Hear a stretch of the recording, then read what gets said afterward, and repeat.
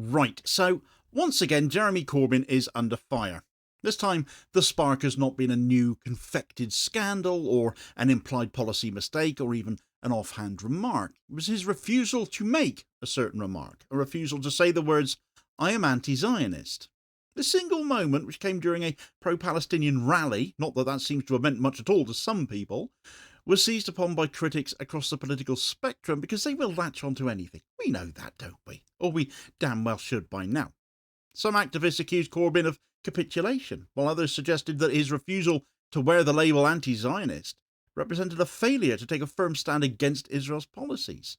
The media quickly amplified the controversy. Of course they did, portraying it as evidence of a deepening division within the left. The left is getting split again. They excitedly bleat, frothing at the mouth at the prospect of getting Jez again.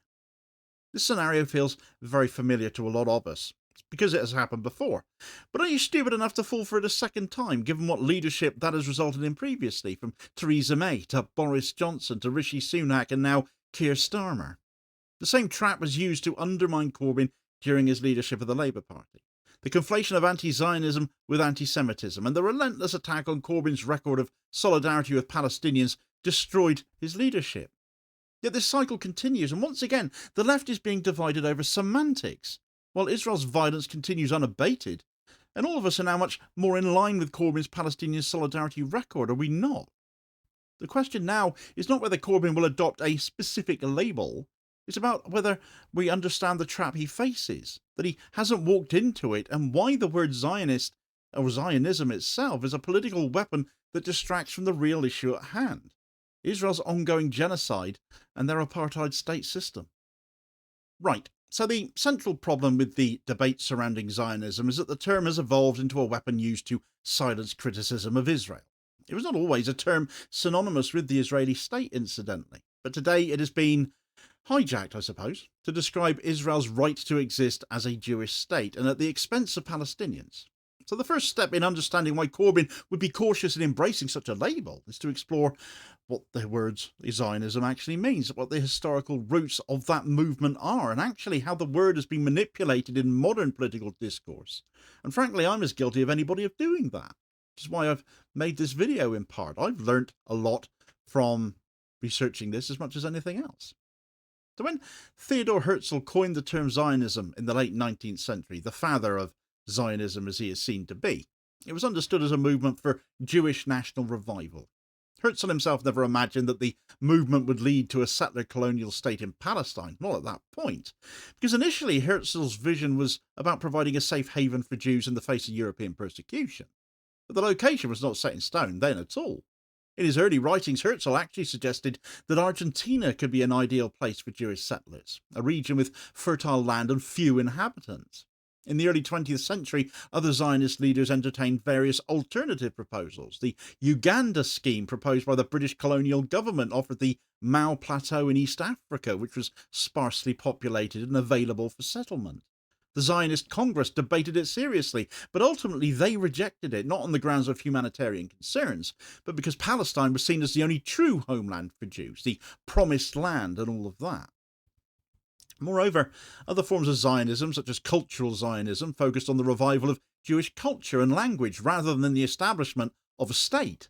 Leaders like Ahad Ham championed a Jewish cultural renaissance without the need for political sovereignty.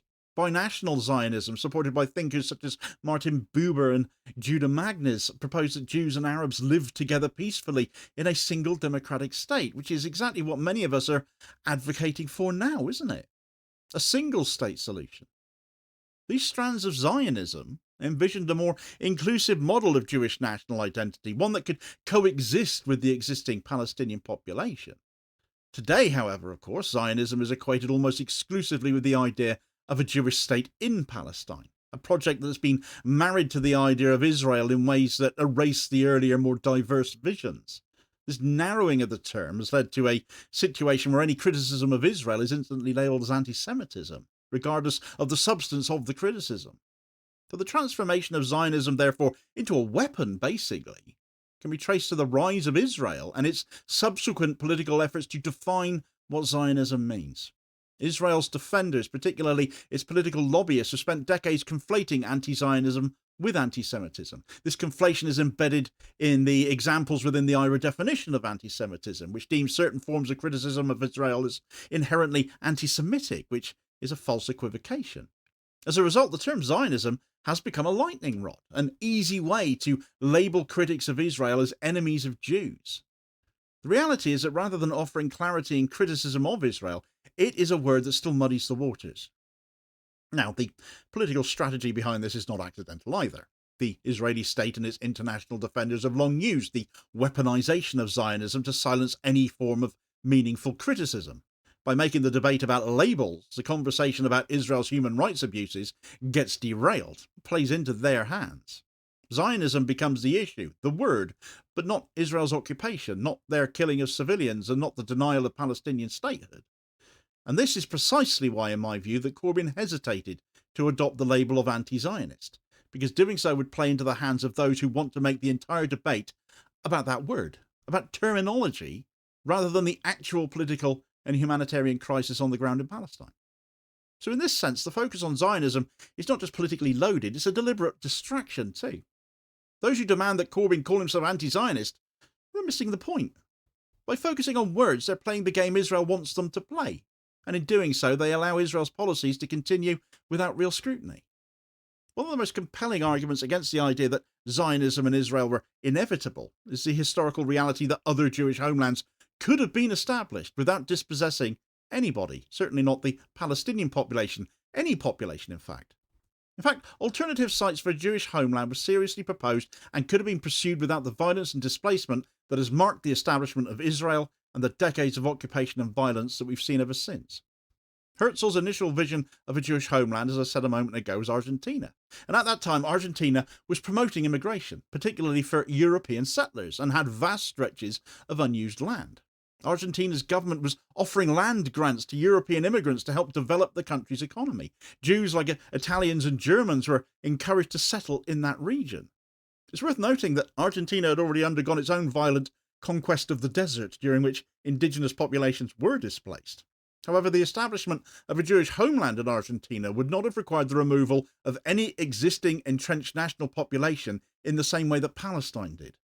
Had Herzl's proposal at that point been accepted, the history of Jewish settlement might have unfolded without the mass displacement of Palestinians.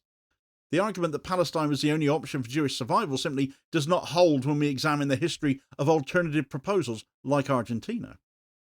The Uganda scheme of 1903 proposed establishing a Jewish colony in the Mau Plateau in East Africa. The region was sparsely populated at the time, and Britain had already colonised it. The plan was seen by many Jews, particularly in Eastern Europe, as a potential refuge from the pogroms and discrimination they faced in Russia and Eastern Europe. However, the scheme was rejected in 1905 by the Zionist Congress, which chose to focus exclusively on Palestine. The Uganda plan was not rejected because of its humanitarian concerns, but because of the symbolic power of Palestine for the Zionist movement. It was good advertising, even despite the fact there were so many people already living there. Had the Uganda scheme been pursued, it would have avoided the conflicts and displacement associated with the founding of Israel. The land was available for settlement, and its indigenous population was not numerous enough to make coexistence impossible. But once again, the tragedy of Palestine was not an inevitability, it was a political choice at the end of the day. In the 1930s, the Soviet Union created the Jewish Autonomous Oblast in Berezan, a region in the Russian Far East. This was an attempt to provide Jews with autonomy within the Soviet Union, and it was officially recognised as a Jewish homeland. The area was remote, it was underdeveloped, it was sparsely populated, making it an ideal site for settlement. And whilst it certainly did face challenges, including rather harsh climate conditions and Stalinist repression, the project proved that Jewish autonomy could be pursued without the need for violent conflict or the displacement of a native population. Berezan demonstrates that alternative models for Jewish self-determination existed. These alternatives, such as Argentina, such as Uganda, such as Berezan, would have allowed Jews to establish a homeland without the dispossession of Palestinians. Another alternative that could have avoided the tragedy of Palestine was the Alaska proposal of 1939, which was also called the Slattery Report. This plan suggested resettling Jewish refugees in underdeveloped parts of Alaska. The US government proposed offering land to 10,000 Jewish refugees per year for 5 years, providing them with a safe haven from Nazi persecution. This proposal was never implemented, but it underscores the fact that viable alternatives were still available. The Alaska Plan would have provided a sanctuary for Jews without requiring the expulsion or displacement of another population. Had the Alaska proposal been adopted, Jewish refugees could have settled in a safe and underpopulated region without the violent consequences that unfolded in Palestine. So it's crucial to understand that Zionism as a political movement did not always equate to support for Israel as we know it today.